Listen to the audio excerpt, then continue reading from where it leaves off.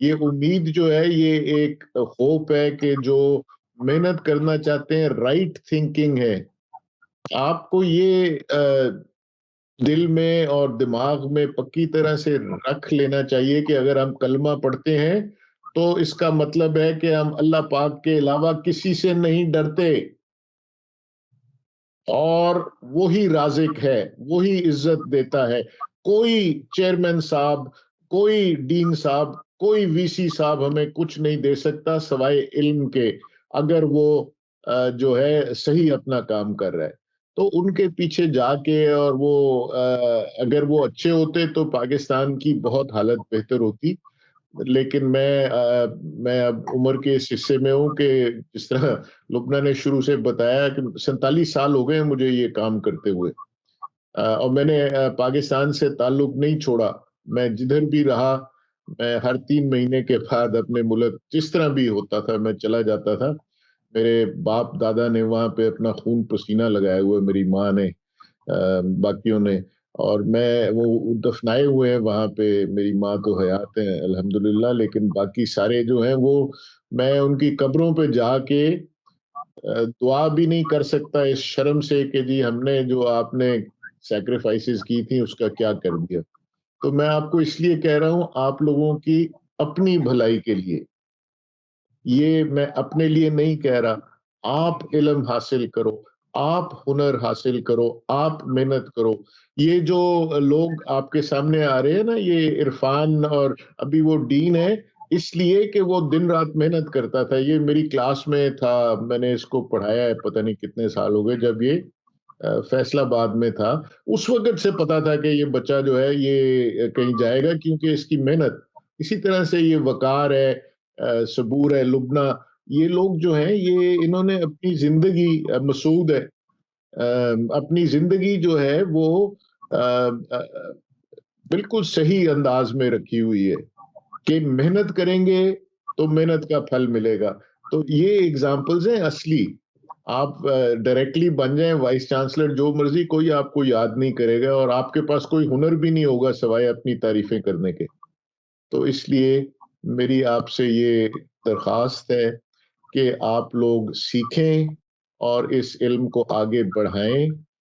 उम्मीद जो है वो, उसका जो स्लोगन है वो ये है कि जो हमारी नेचुरल रेज़िलियंस है, हम लोग जो है ना, हमने इतने ज़ुल्म सह लिए हैं कि अब हम में एक डीएनए बन गया है रेज़िलियंस का, कि हमें वो आके मारते हैं, हम गिर जाते हैं, वो फिर हम जौन-सा क्रॉल करके अपना जो है किसी तरह से खाना पानी जो है वो चला रहे हैं, लेकिन हमने अपनी हर चीज़ मजरूह कर दी है इन द प्रोसेस। तो वो नहीं होना चाहिए। वो रेज़िलियंस जो है उसको बढ़ाएँ साइंस से, इल्म से, और अगर इनको कंबाइन करें, तो मैं आपको वादा करता हूँ कि आप रोज़ी-रोटी भी इतनी कमा सकते हैं कि वो जो नॉर्मल लोगों के पीछे भाग के और मिन्नत करके और डर के जो करना होता है उससे कई गुना ज़्यादा, और आपकी ज़िंदगी और आपका ज़हनी सुकून उससे बहुत ज़्यादा होगा, जो कि अगर आप ये नॉर्मल तरीकों पे चलते रहे। वो तरीके जो हैं they have failed. Public service delivery in Pakistan has failed. किसी तरह की भी provision, market structures in Pakistan have failed. Total जो है इंफॉर्मेशन एसिमेट्री और मोनोपोलिस्टिक होल्ड और मैनिपुलेशन, और आप उसको साइंस से ठीक कर सकते हैं बहुत जल्दी। और अगर आप वो पावर तोड़ दें ना, उनकी जो ये रेंट सीकिंग पावर है, जो करप्ट लोग हैं जिन्होंने हमारे मुल्क को करप्ट कर दिया है, हमारे अच्छे लोगों को मजबूर कर दिया है करप्ट होने के लिए, उनकी पावर जो है वो इस इंफॉर्मेशन एसिमेट्री में है। और उनकी पावर इस बात में है कि हमने कभी सच नहीं बोलना, क्योंकि हम डरते हैं कि पता नहीं क्या हो जाएगा। उनको पता है, इसलिए वो अपना काम करते जा रहे हैं। मैं पॉलिटिशियन नहीं हूँ, ये अगर पॉलिटिकल स्पीच लग रही है तो मैं माफ़ी चाहता हूँ।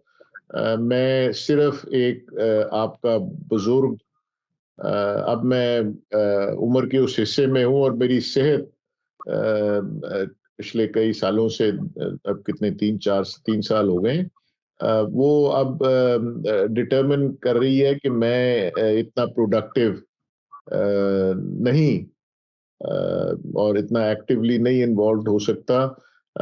मेरे पास जो सबसे एफिशिएंट तरीका है आप तक ये पहुंचाने का, वो ये है कि मैं आपको ये पैगाम रोज देता रहूं, और जो लोग सुन रहे हैं अगर वो 10 लोगों को ये पैगाम दें और ये सब मिल जाएं, इस उम्मीद के फोरम पे आप जाके देखें, तो हम लॉन्च करने लगे हैं इसका एक सोशल एंटरप्रेन्योरशिप का भी चैप्टर, और 2 यहाँ पे मैंने एप्स डेवलप कर लिए हैं जो कि टेलीफोन बेस्ड हैं, जिससे कि जो डोमेस्टिक कॉमर्स है, जो कि पाकिस्तान के अंदर जो खरीदो फरोख्त का निज़ाम है, जो उसके अंदर खराबियां थी, और ख़ास तौर पे जो एग्रीकल्चरल प्रोड्यूस की लिमिटेशंस थी, और वो जो मार्केट की लिमिटेशंस थी, वो सारी इलेक्ट्रॉनिकली एड्रेस कर रहे हैं, ताकि वो जो एक्सप्लॉइटेशन है और वो जो उसको शॉर्ट सर्किट करके उसको बिल्कुल अलग कर देंगे, जिस तरह सर्जरी हो जाती है,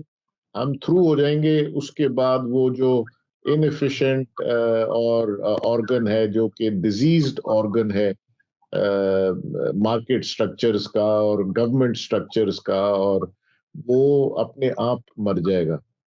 लेकिन आपको अपने हाथ में लेना पड़ेगा ये, और ये मैं आपको इसलिए इतने उससे कह रहा हूं कि अनफॉर्चुनेटली हमारे मुल्क में कोई पॉलिटिकल सिस्टम नहीं है, कोई पॉलिटिकल पार्टी नहीं है जिसका मैनिफेस्टो या एजेंडा आप लोगों के ऊपर मुनहसर हो, जो बिल्ड करे आपकी स्ट्रेंथ और आपको रास्ता दिखाए कि आपने किधर जाना है और क्यों, जो कि राइट पाथ हो। हम लोग सब जब पैदा होते हैं तो हमारे कान में आजान दी जाती है, और वो आजान जौन सी है और उसकी इम्प्लीकेशन है कि हम सारी जिंदगी एक राइट पाथ फॉलो करेंगे।